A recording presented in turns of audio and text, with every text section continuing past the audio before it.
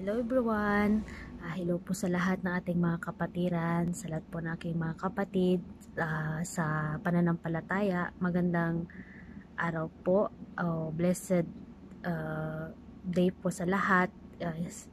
And isa na naman pong araw ang binigay po sa atin ng Panginoon.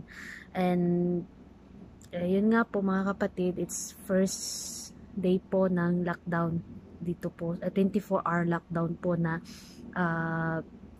pinataw po ng hari dito sa Saudi Arabia, especially po sa may Riyadh. So we are in Riyadh area po, so ngayon naghihigpit po sila. Then mga kapatid, sa nangyayari po kasing ito na paano ko ba sabihin, sakuna o trahedya ba? Hindi naman siya siguro parang problema po o suliranin na lang po dito sa buong mundo po is magtulungan na lang po tayo.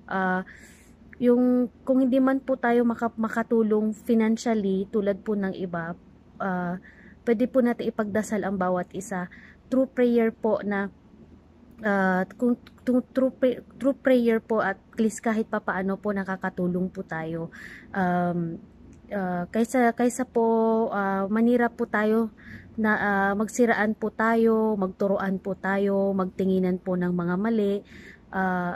Gawin na lang po natin is ipagdasal na lang po natin ang bawat isa.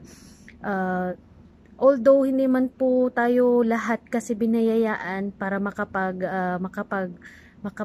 makatulong po through financially, at least po is through prayers po na through prayers na lang po na kahit papano is ipagdasal na lang po natin ang mga kapwa po natin. So as I've said before, pakaingatan nyo po ang bawat isa.